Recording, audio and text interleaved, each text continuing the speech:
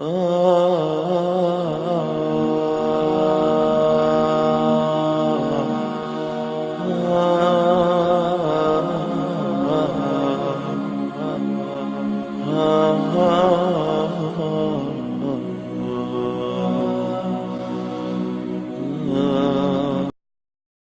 استخارہ اور اس کا طریقہ۔ سیدنا جابر بن عبداللہ رضی اللہ تعالی عنہ بیان کرتے ہیں کان رسول اللہ صلی اللہ علیہ وسلم يعلمنا الاستخارة في الأمور كما يعلمنا السورة من القرآن۔ رسول اللہ صلی اللہ علیہ وسلم ہمیں استخارہ اسی طرح سکھایا کرتے جیسا قرآن مجید کی کوئی سورت سکھایا کرتے۔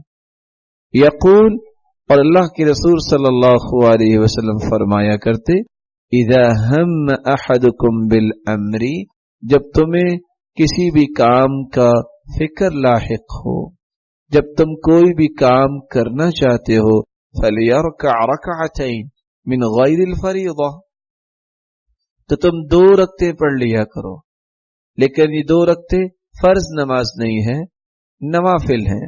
ثم لیقل، پھر نماز 2 رکعت ادا کرنے کے بعد یہ کہہ دے، اللہم انی استخیرک بعلمک، اے اللہ میں تیرے علم کے ساتھ استخارہ کرتا ہوں، واستقدرک بقدرتک، اور تیری قدرت کو چاہتا ہوں، اس کا مطالبہ کرتا ہوں، واسألک من فضلک العظیم، اے اللہ مجھے اپنے فضل عظیم سے نواز دے، فإنك تقدر ولا أقدر وتعلم ولا أعلم وأنت علام الغیوب، اے اللہ تو ہی قدرتوں والا ہے، میری کوئی قدرت نہیں، اے اللہ تو ہی جانتا ہے، میں نہیں جانتا، کیونکہ تو علام الغیوب ہے۔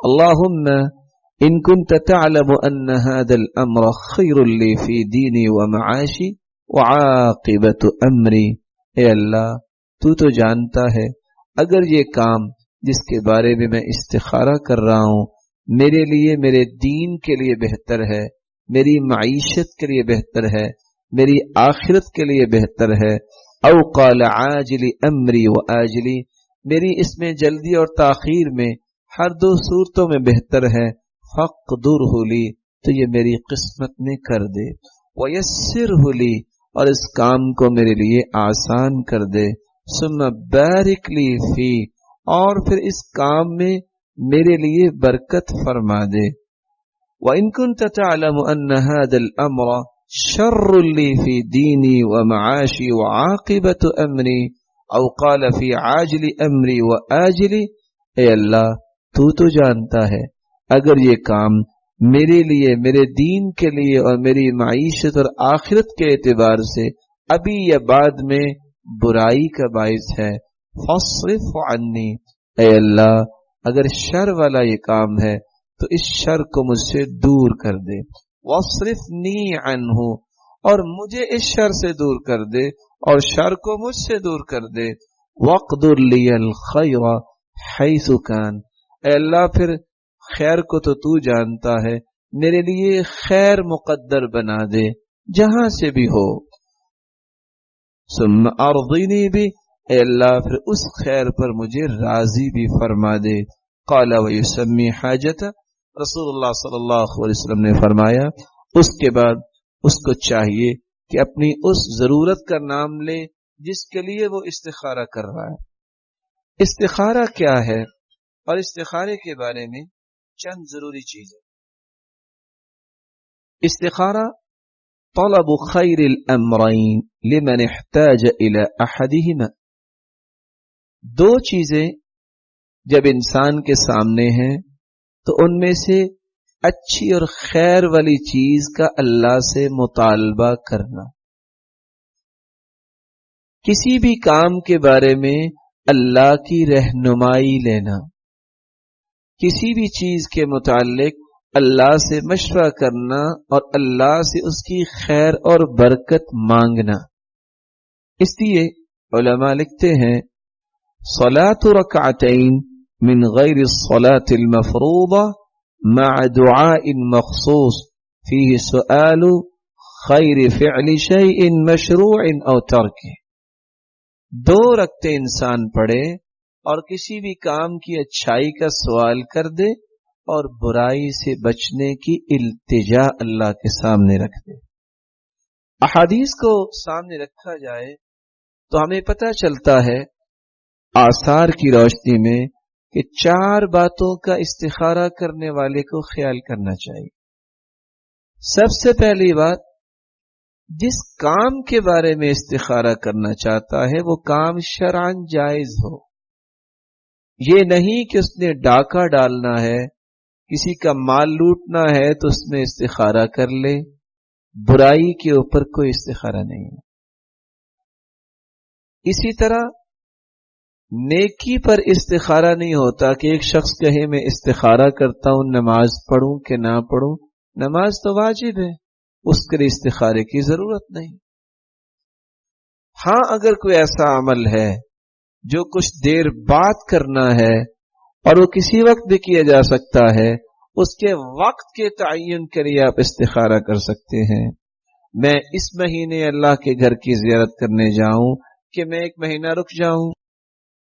मैंने अगर सफर करना है तो मैं कौन सी फ्लाइट इख्तियार करूं, क्या मैं एमिरेट्स पे जाऊं या ये है कि सऊदी एयरलाइंस पे जाऊं। आप इस तरह का इस्तिखारा तो कर सकते हैं, नेकी पे इस्तिखारा नहीं, क्योंकि नेकी तो करनी है। बुराई पे इस्तिखारा नहीं, क्योंकि बुराई से बचने का हुक्म है, उसमें इस्तिखारे की जरूरत नहीं है। तीसरी बात, इस्तिखारा करने से पहले अपना विजन न बना लिए कि मैंने अल्लाह ये पसंद कर लिया है, अब तू मुझे जैसे लोगों ने बातें बनाई हैं ख्वाब के जरिए समझा दे, या मेरे तकिए के नीचे किसी फरिश्ते से लिखवा के रख दे, या ये कि ख्वाब में कोई इल्हाम हो जाए, या कोई शख्स आएगा और आके कहेगा खुश हो जाओ, आपकी नीयत बड़ी अच्छी है, आपका काम हो जाएगा। इस तरह के कोई भी मखमसे किसी हदीस में आए ही नहीं है।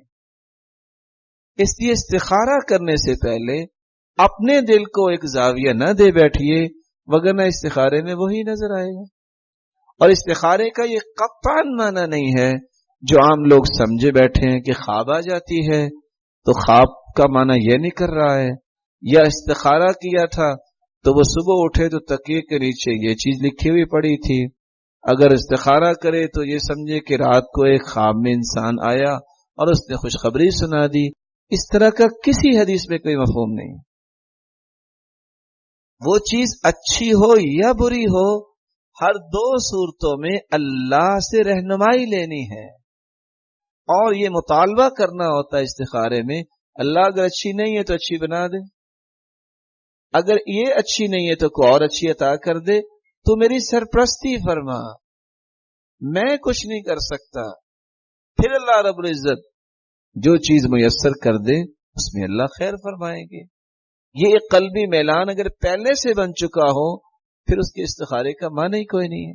उसने अल्लाह रब्बुल इज्जत से रहनुमाई लेनी है, उसके बाद फिर इस्तिखारे के उस बात पे एतमाद करे कि अब मैंने अल्लाह से मशवरा कर लिया है, इसमें रुकावट नहीं आ रही और कल्बी मैलान है, तो अल्लाह ताला इसमें जरूर खैर पैदा फरमाए।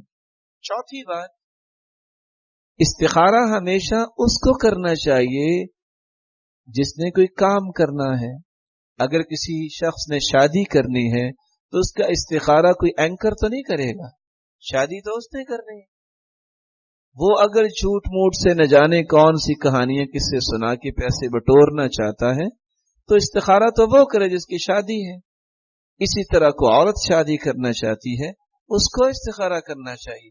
हाँ, उलमा ने आसार की रोशनी में जरूर कहा है कि अगर वालिदैन भी इस्तिखारा कर लें तो कोई हर्ज नहीं, क्योंकि इस तरह के मामलात में वालिदैन का अमल दखल होता है और खुसूसन औरत के लिए कि वली की इजाजत के बगैर उसकी शादी हो ही नहीं सकती। इसलिए किसी से इस्तिखारा करवाने की कोई हदीस नहीं है, दुआ करवाई जा सकती है। रसूलुल्लाह सल्लल्लाहु अलैहि वसल्लम के फरामीन को अगर देखा जाए, एक रिवायत में आता है इज़ा अराद अहदुकुम अम्रा, जब तुम में से कोई काम करना चाहे। दूसरी रिवायत में आता है कान इज़ा इस्तखारा फिल अम्र युरीदु अन यस्नअ, जब कोई काम करना चाहते अल्लाह के रसूल तो इस्तिखारा किया करते। और तीसरी रिवायत में आता है उक्तुमिल खितबा, आप जब निकाह करना चाहते हैं मेरे सहाबी तो मंगनी को छुपा के करना है। सुम्मा तवद्दा फअहसिन वुदूअक, तो फिर अच्छा वुजू करना और वुजू को खूबसूरत बनाना। वसल्लि मा कतबल्लाहु लक, फिर 2 रकते पढ़ना जितनी अल्लाह ने तुम्हें तौफीक दी है। सुम्मा अहमिद रब्बक, फिर अपने रब की तारीफ करना। व मज्जिदहु, फिर उसकी बुजुर्गी को बयान करना, फिर ये दुआ पढ़ना। और चौथी रिवायत के अल्फाज हैं इज़ा हम अहदुकुम बिल अम्र, जो आपके सामने रिवायत लिखी है, जब इंसान किसी चीज में फिक्रमंद हो, उसको करना चाह रहा है कि मैं करूं कि ना करूं, उन दोनों पहलुओं को अल्लाह के सामने पेश कर दे ताकि अल्लाह उसके लिए आसानी का पहलू मुयस्सर फरमाए। छठी बात इस्तिखारे के बारे में जो इंसान को समझनी चाहिए। कुछ लोग कहते हैं इस्तिखारा मैं नहीं कर सकता क्योंकि मुझे इस्तिखारे की दुआ याद नहीं है।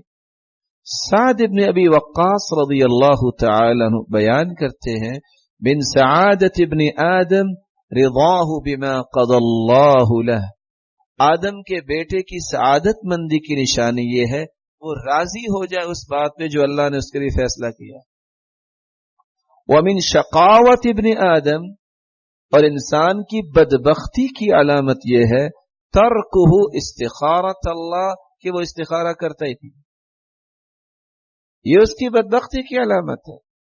इसलिए सहाबा किराम को अल्लाह के रसूल सल्लल्लाहु अलैहि वसल्लम ने इस्तिखारा उसी तरह सिखाया जिस तरह कुरान मजीद की सूरत सिखाया करते थे। अगर एक मर्तबा इस्तिखारा किया है, दिल में इत्मीनान नहीं और काम आपने कोई नहीं शुरू किया, 7वीं बात इस्तिखारे के मुताल्लिक, तो वहां अनस रज़ियल्लाहु तआला अन्हु की बात को याद रखा जाए।